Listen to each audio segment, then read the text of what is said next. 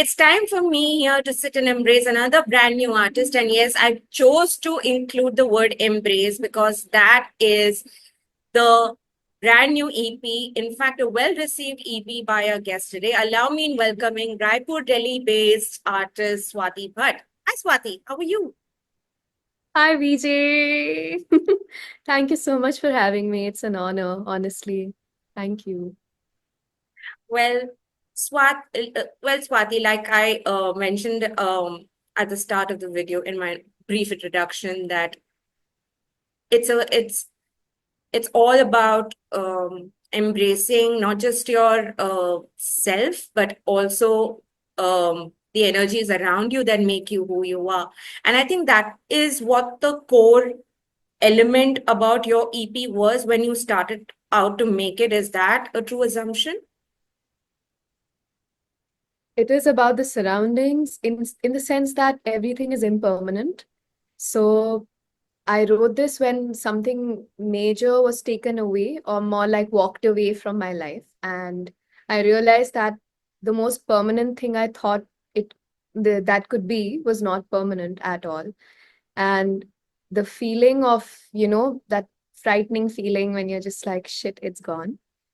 So I was literally sitting with these thoughts, and the main thing I wrote was embracing the impermanence, even though it's frightening. That was the line that kept on going in my head. And I think that's where the song is stemming from, also, where I'm just embracing the fact that it's there. And now that void can be filled with whatever love I have for myself, and, just flowing into all of it kind of gave me some some sense of like the solitude where you are within yourself, you're reflecting, and you also know that you got you, it'll be fine. So yeah. Embrace is your second EP, and of course, it comes after Rebuild, which, in fact, one of my favorite songs of Rebuild is Reverie, because there's something so reflective about the way it is written, and also it actually essays a lot of the emotions that you may have had, sorry, you may have had as an artist, Yeah. because uh, I think you come from a very, very academically sound background also, Swati. I was coming, through my research, I came across the fact that there was a time where you wanted to actually, I don't know if you had an idea about the profile or not, but you had just written in a slam book entry that you wanted to join the IAS. And you were this good girl of sorts. I've seen, a video where it shows that, you were the head girl, I believe, in your school in Raipur. And of course, you would have been the classic good kid, the one who would have had her nose scouting through all the books. And I feel reverie in rebuild comes from that place where you may have had a moment of doubt to yourself that I have studied and there's so much I have built for myself academically. And then I am also making a switch towards something that carries its own uncertainties, and there's a lot of insecurity in that equation.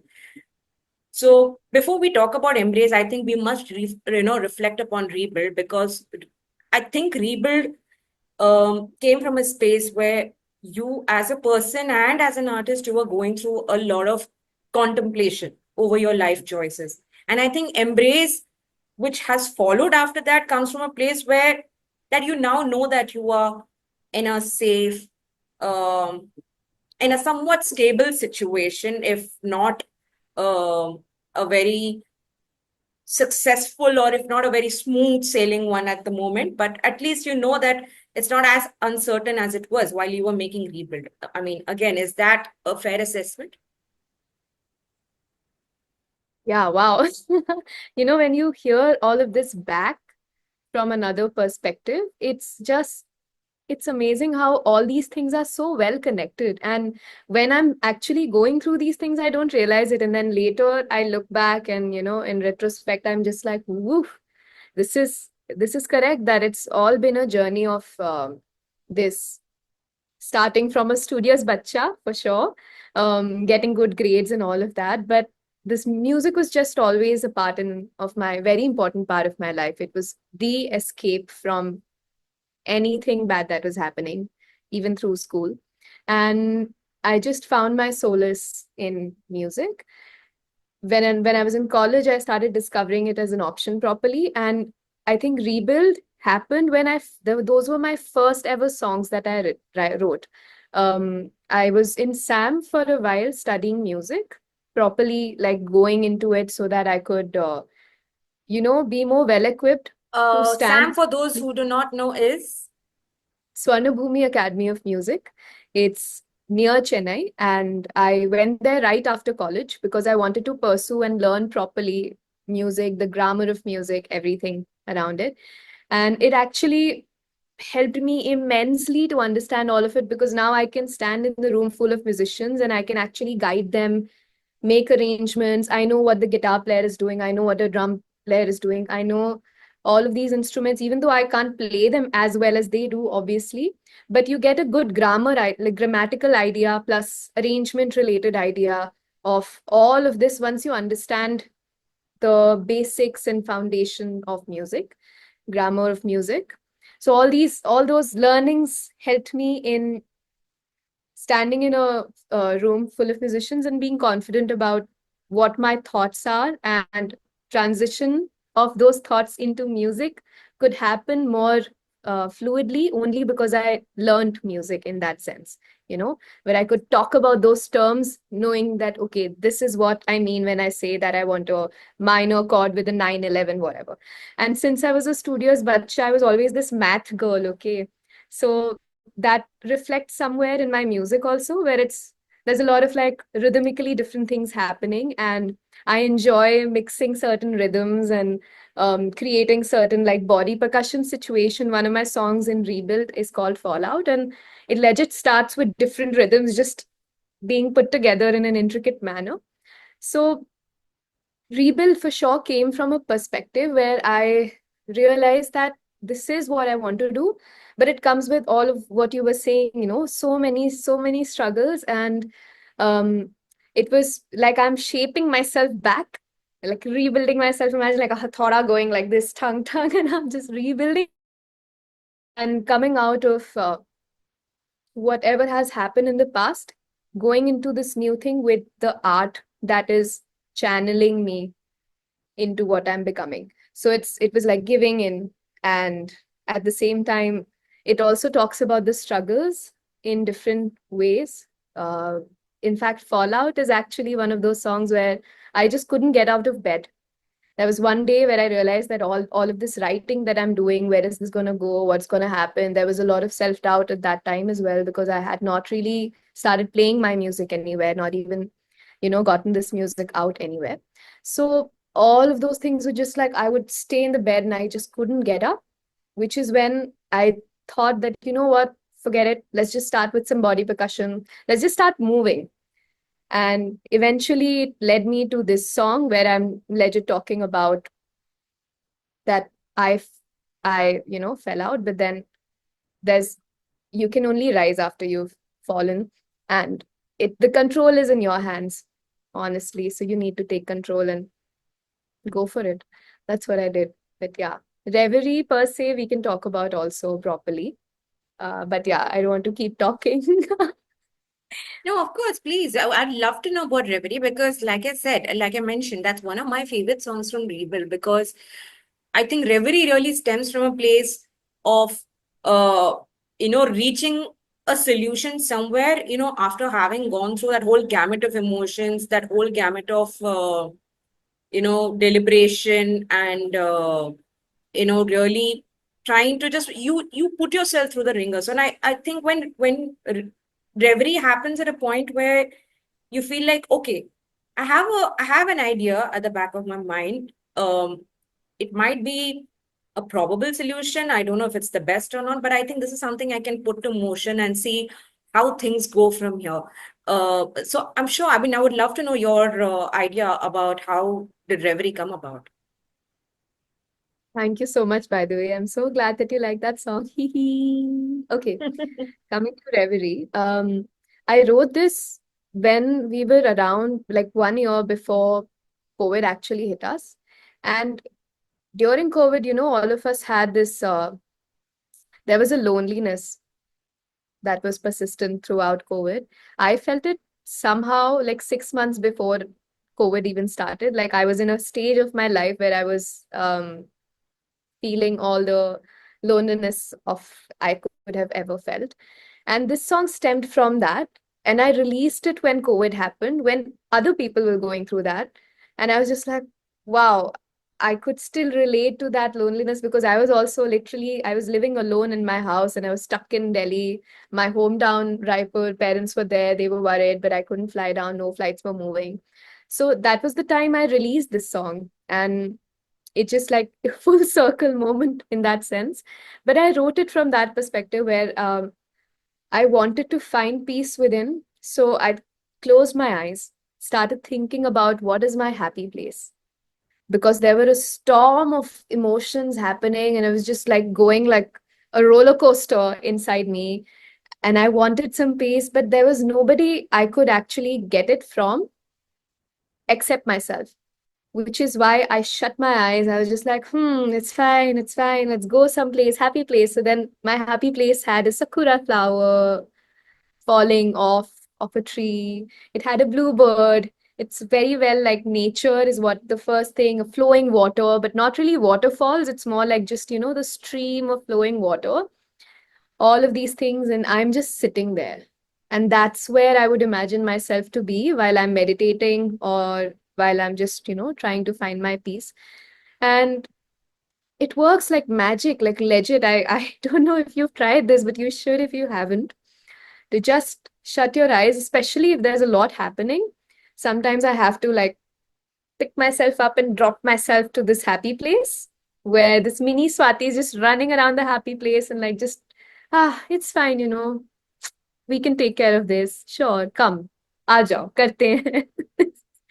So I keep going to that happy place more than I can remember, but Reverie stemmed from there. Literally, the verse, the pre-chorus is all about that happy place. I have revealed it that it's that sakura flowers. It's got the bird in blue. It's got that familiar tune that you can listen to.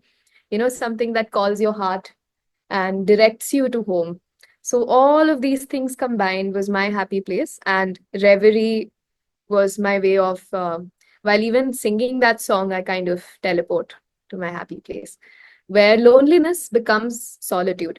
So that shift happens only because you are yourself like plugging it into your system that, you know what, it's fine, it's okay. You got yourself, and you've got this beautiful view. Why not enjoy it? That was a really great anecdote on Reverie, Swati. I have no words because, like I said, I knew that Reverie was coming from a place of solitude and solitude coupled with gratitude. And now that I hear what you had to say, where actually it came from, I think it makes all the more sense. But what I want to understand, Swati, is how did singing fall into the scheme of things for you? And why do I ask you this is I have a very dear friend like you who also hails from Raipur. And what I want to understand is why do I ask you about music over here is at least from what I've understood from what my friend had to tell me about Raipur is it's it's a very quiet city with with very scarce avenues, to live performing spaces or anything actually. I remember him telling me that there are barely any cafes in Raipur. So, how does music fall into the scheme of, I mean, what is your immediate exposure to music, firstly? And what were the influences that ran in your immediate environment that, that sort of fueled your purpose towards the pursuit of music? Wow, you do know a lot about Raipur, and he's spoken to you thoroughly. It's correct. There are barely venues. Now, at least there are more venues than like let's say 5 years ago. Um, but all the venues and all the sparse people that are there who listen and come for live gigs are all real like for the electronic music. They're enthusiastic about that, or the hip hop or commercial. So these three are the actually like there's a crowd in Raipur for these three, but singer-songwriter crowd is not there, which is why one of the toughest link for my upcoming tour has been Raipur because there's no venue who would support us, who would fly us in, and who will give us the tech that we require. So we're doing everything from scratch for that. But yeah, growing up, I was not exposed to much Western music, to be honest. There was barely like one or two people in my class who would listen to English music on, and that too was like Taylor Swift and all the like really like famous pop artists. In fact, I also started with Taylor Swift. I love her, but I think there was a big chunk of music that I heard because of my exposure with inter DPS competitions. I would go for these, zonal competitions and then nationals, which is where I heard other people sing some really like terrific artists, and that's how I got to know about them. One of the band competitions, I got introduced to Pink Floyd, and imagine I had no idea about them until then. So I think all the competitions and my going out of Raipur for any of these things, and in fact, coming to Delhi, coming to Vishakhapatnam, so many places we went to for competitions, which is when I got more exposure to what different kinds of music is like. And then I did my own research. I also started playing guitar. I picked up an instrument. I picked up Western music. I picked up whatever I could get because I was, I think, really desperate to, there's this whole world of music which I had no idea about, and I wanted to learn more and more. Something like that also happened in college, where I was exposed to a cappella, where I was exposed to harmonies, and then my life changed. Anything and everything that I've written so far always has some or the other harmony layers going on, and all of these things started in college. So in Raipur itself, I was exposed to classical Hindustani music. That is something I learned for 6 good years while I was also doing my schooling. That I think laid down a big foundation for my life. My year training was sorted. A lot of the other things revolving around the grammar was also sorted because it's essentially the same. That is why picking everything up in SAM also became really like quicker for me because I had the foundation laid out before that. But it's the push that I got from my mom also, like to be able to do whatever I want to do in life. She never really held me back or asked me, or in fact, even doubted me. Like, even when my marks will be, 91, 95, whatever they are, she would just be like, ah, okay, great. She'd just be super like chill about all of it. She's never one of those people who would go like, ये 3 marks कहाँ गया? Or like कि नहीं आ रहा है तो कैसे? Stuff like You that. do She know, just no, in comparison to a lot of people who are very happy and content with 60, 70, even 50s, 40s, 91 is like we can't contest with you, boss. No. Ayo. No, but seriously, I have seen the other side of people where you've scored 95 and the parents are like, where are the 5 marks? Imagine. Yeah, yeah, yeah. There were these people also around me only. And I was just like, wow, I'm blessed. My parents don't ask me anything. But I think it's the external push that mom personally gave when I decided to pursue this as career. Nobody in my full family, relatives, even in Raipur, I had seen who could have done something like that or who had done something like this. So it was a big leap for sure. And they don't know how it works, obviously. So we had to do a lot of, open communications. But she just had this internal faith कि तुम करो हो जाएगा. I was like, great. Because that gives me a lot of like it's like the fuel that you can fly, on. So she was my fuel for sure. And I think which is why I could take a decision like this coming from Raipur. And now that I go back to Raipur, I bring whatever I have learned back to my hometown. I've done workshops, I'm doing this show. So hopefully there will be more and more singer-songwriter audience that I could gather. So it's like giving back whatever foundation I could learn from there. But yeah, essentially, I think all the exposure from everywhere, every possible person who could tell me about something new, I was this desperate learning kid who's like, batao, oh, new, ooh, what is this? Let me listen to this. Oh, what is that? Let's listen to that. Even in Sam, I studied a lot through my friends because I would be up till like 2 a.m. learning piano from someone because I didn't know it. And we were expected to know certain basics. So I think I did a lot of this curious hopping around, learning from everywhere kind of a thing, which got me to where I am. Did music also become that propeller in a way, Swati, for you to escape the mundanity of a relatively smaller town? I mean, if I dare say so about Raipur, because uh, there is a certain image, or there is a certain perception about relatively, tier two, tier three cities like that, where one gets very restricted by social expectations. One gets really restricted by, there's an idea of progress and success that is very deeply rooted into, an average child's mind, and even, the kind of responsibilities that are expected of his or her parents. So when you speak about how your mother was the wind beneath your wings, or when you speak up, not was, or rather is still the wind beneath your wings, I'm sorry. Uh, but also, I think in the pursuit of music, somewhere you also found a purpose for yourself. And now, when you find yourself in Delhi, navigating through, the Indian music scene, also trying to make your space, how do you look at how music has also given you a sense of identity, a sense of individuality? It's become an extension of all the thoughts I've ever had, but words I'm not really good with. Somehow creating that into music has always become more like been more easier for me. It's been that cathartic escape also for me where I have been through some things in the moment, and then the next thing I know, I'm sitting with my piano and I'm just playing. Not nothing, no words. It's just playing. It's just no chords, no grammar, no technicality. It's legit just feelings flowing out of my fingers into the piano and out of my voice from all the thoughts that are in me. So it's become like a storyteller.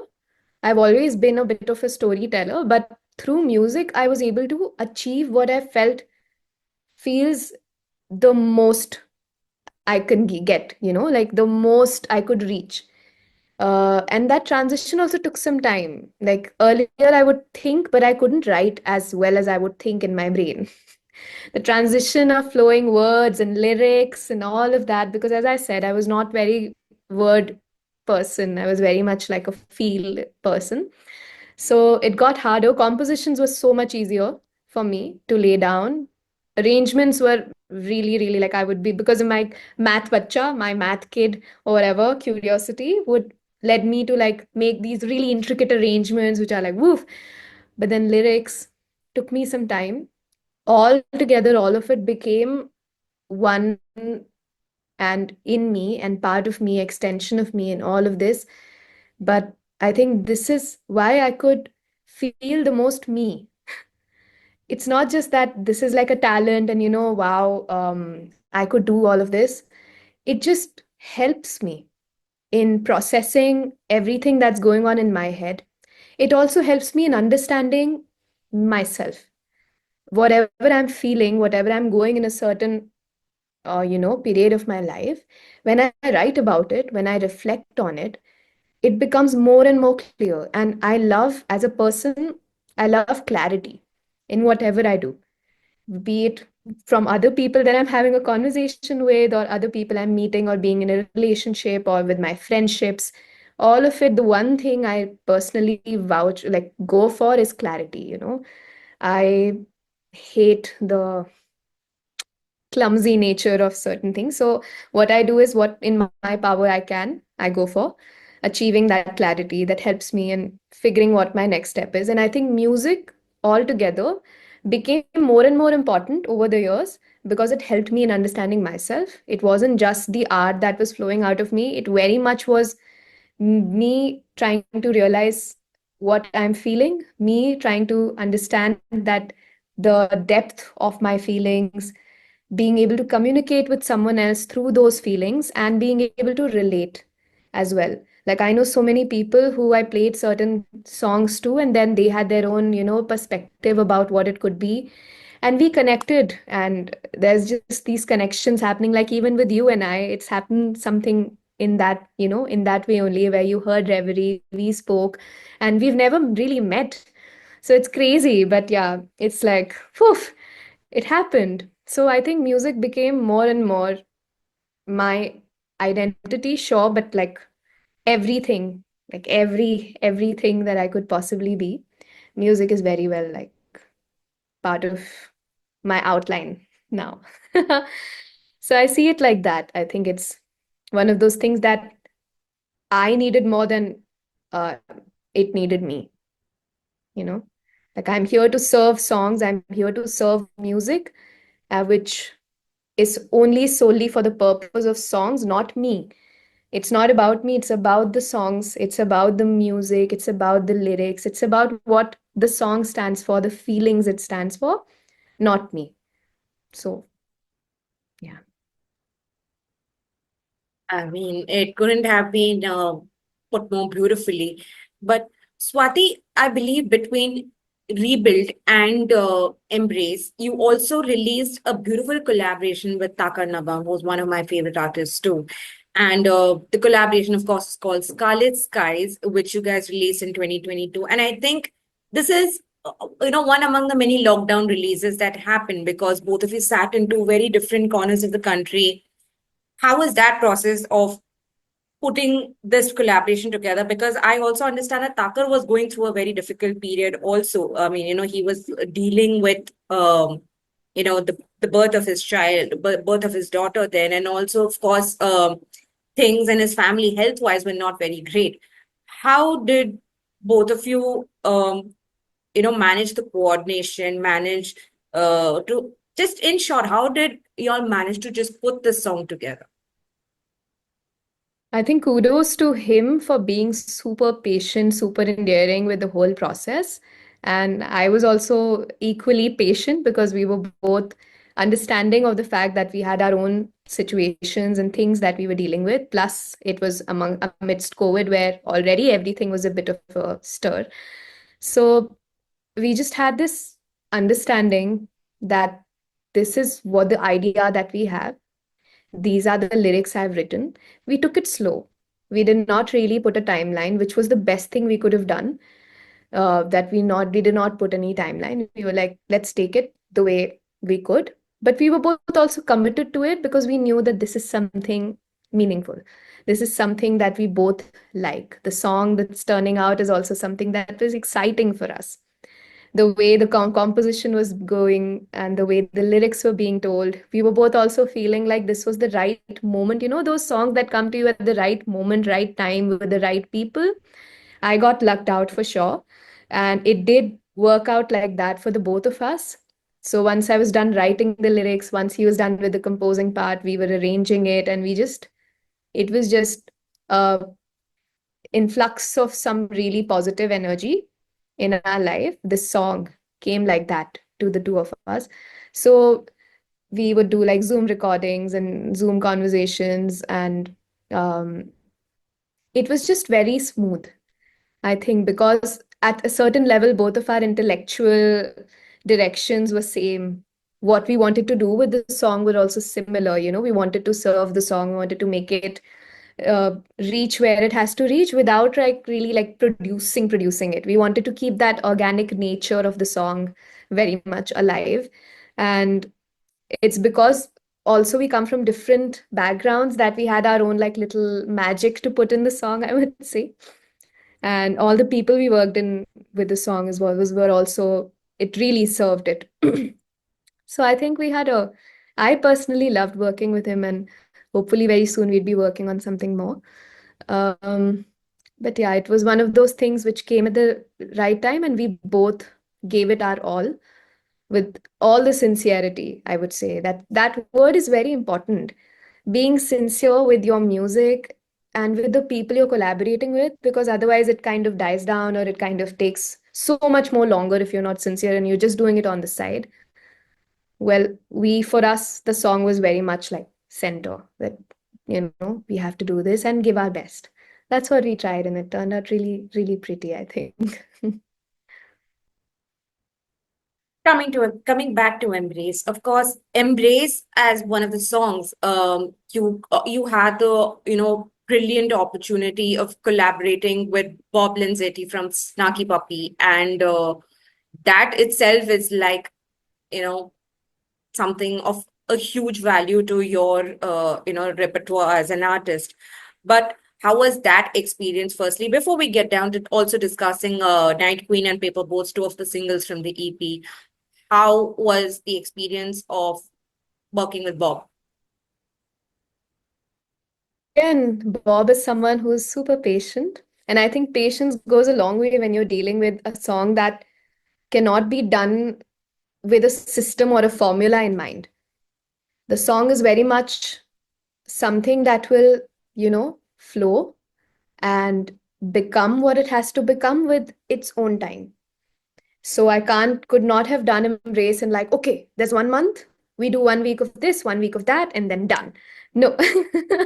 Both of us were in this on the same page because my writing and the kind of the approach that I have for songwriting and all of it is very, very, very fluid. Um, Bob aligned with it. He is also someone who comes with a, I don't know, immense amount of experience. So when he came on board, it was already like I felt super confident because I had this person to rely on who has so much more experience and who comes from a background where he has worked with different textures, different orchestra instruments, different orchestral arrangements, all of these beautiful things, and bringing something like that into the kind of song that I had written, which already had something like that, you know, it aligned, which is why I was specific. I took so much time before finalizing who I was producing it with. I think I took a full year just to figure out who I wanted. Yeah. The songs were fully written and everything was done, I think, in 2021.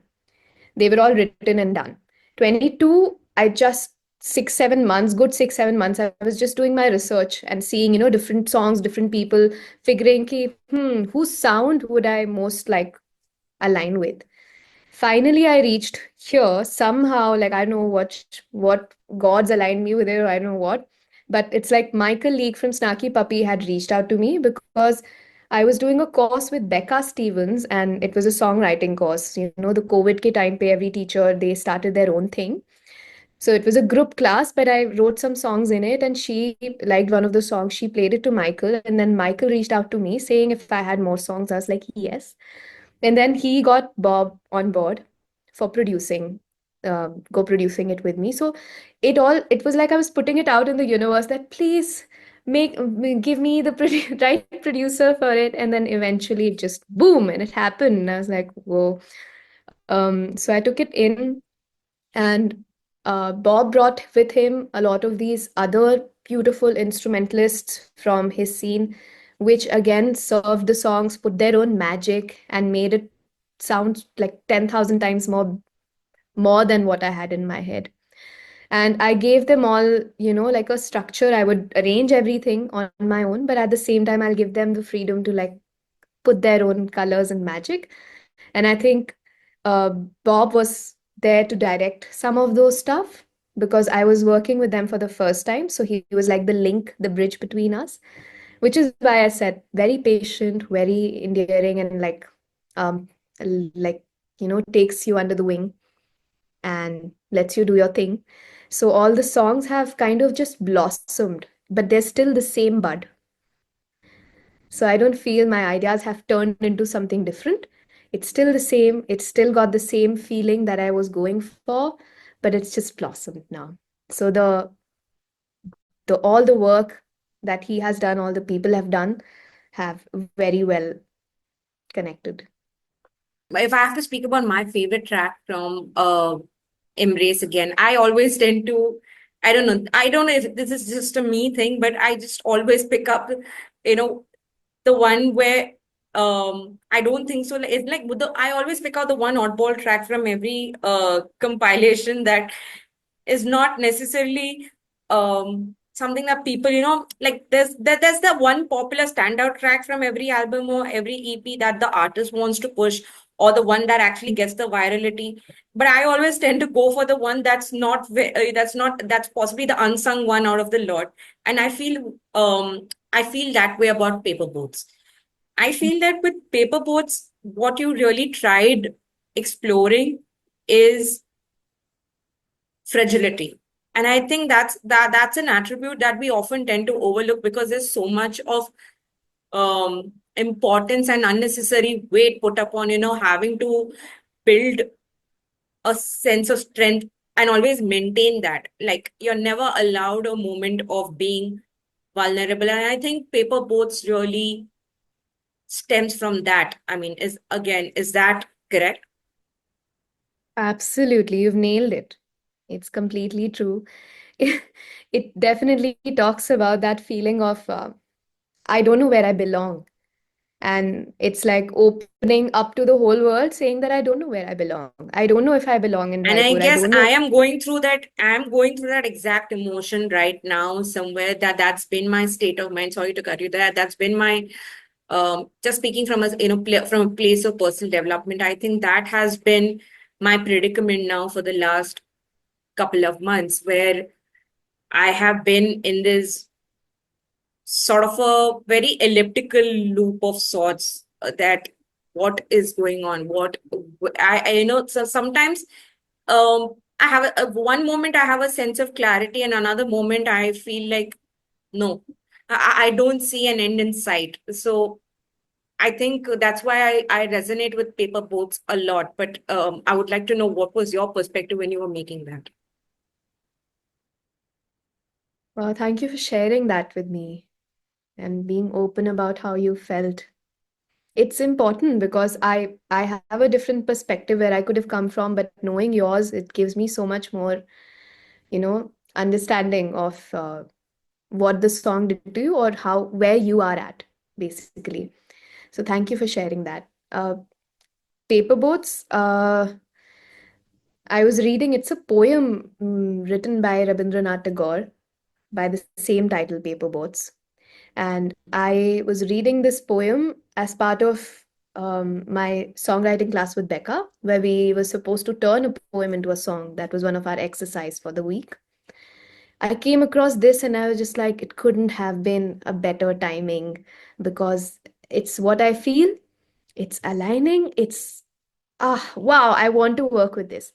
So I was really excited, but the more I started working on it, the more deeply it affected me because it made me realize that I was surrounded with different, locations where I'm even living. I don't know if I belong to Raipur. I don't know if I belong to Delhi. I'm more of, it's like also trying to find people, independent scene, commercial scene, what's happening, where am I? I'm someone who's like a sponge who can, like, absorb all of these things, but are they absorbing me? Are they accepting me? It's not where I accept, it's where I get accepted. More of that. And after a point, this song, while I was composing it, also, I already had that feeling of bittersweet melodies, and which is why I went for something very like Mediterranean music where it's gotten those, da da da da da da da da da da da da da. It goes into that sad territory and then it comes back to I hope that someone in some strange land will find them and goes again into that dark territory because it's such a bittersweet feeling. You don't know, you're trying your best, being giving everything to every place, every person that you possibly can without expectations, but after a point, you run out of what you can possibly give, and it's time for you to achieve or to be like, just, it's fine, you got this, even if something like that, and you don't know where you would get that from. So this song really was like, I want to write paper boats and I want to write and turn them into paper boats as my feelings who are just going out in the universe, and then whoever catches that boat and reads what that feeling is and connects with it, my job's done. It's just Clearly, it's moving people. done. Clearly, it's done. Going by the little verbal rant I just went through, but clearly it served its purpose. But before we conclude, Swati, you're going on tour, for which you released a very beautiful and a very quirky, announcement video. But for those who would like to catch you in the upcoming shows, firstly tell them from, what are the dates and in which cities you'll be performing and what can they look forward to. So I'm going live. And the 5 cities I'm going live in. There's a show happening in Bombay, which is the first show. It's happening at NMACC on 19th April. Please, please, please come. It's one of those cities that I really, really relate to and love. So come and watch us. Then the second show is in Delhi at Piano Man El Deco. That's happening on the 23rd April. Again, hometown, one of the hometowns. So it's gonna be a really epic one. Then the next one is different territory altogether. It's Bangalore, 3rd May at Bangalore Creative Circus, this You're beautiful going to the space. hub of indie music. It might be different territory, but you're going to the hub. The hub, truly, truly, truly. Different territory only in the sense that, woof, I barely only know the musicians in that city. I barely know anyone else, so it's gonna be a different territory, but I hope the community comes together for this. And the next one is Hyderabad on the 4th of May. That's happening at EXT. And then the last show will be Raipur, which we're still figuring. As I said, it's a little tricky, that city, but we'll make something happen there for sure. I guess by the time, you made some headway through the tour, I'm sure Raipur will fall through. Touch wood, you know. On that very hopeful note, Swati, thank you so much for taking out the time to speak to me for On VJ's playlist. I knew that when we were going to sit down, as and when we would sit down for a chat, it was going to be all sorts of wonderful. It will be contemplative, it will be informative and engaging and entertaining. Of course, that's the objective when we sit down to do interviews. But I knew that there was something special in this one. And I thank you all the more for making it more special in your wonderful way. Thank you so much. And I would love Thank to see you hopefully live. Yes, on the 19th, please come and watch. But honestly, thank you so much for doing what you're doing, for amplifying voices, for amplifying stories and songs and songwriters. All of what you're doing is so meaningful. We need honest people like you in the industry who's actually trying to make something very like meaningful happen. All these things matter and you're doing it, and I'm just genuinely thankful. So thank you, all my gratitude and love to you. I'm gonna meet you and give you the biggest hug when I see you. Ah, amen to that. But thank you so much. Those were very, very sweet words coming from you. And wow. I think, I mean, 81st episode now as we speak. And this is yeah, I mean, when I started this 3 years ago, that was the only intention, is that I want um to amplify as many artists I can in my own limited individual right. But I'm glad that I've traveled the distance so far, and I hope I go further with this. Thank you so much for the love, Swati, and thank you to our viewers for watching. 250 subscribers also we have hit as we speak, and I feel very happy saying that because I haven't really invested much in terms of promotions or in terms of money. So I'm really happy, even with a small count as that. I'm glad that more and more people are engaging with this little baby of mine, and hope that it grows by leaps and bounds in the days to come. But thank you so much for watching, and we will see you for one more brand new episode only on VJ's playlist.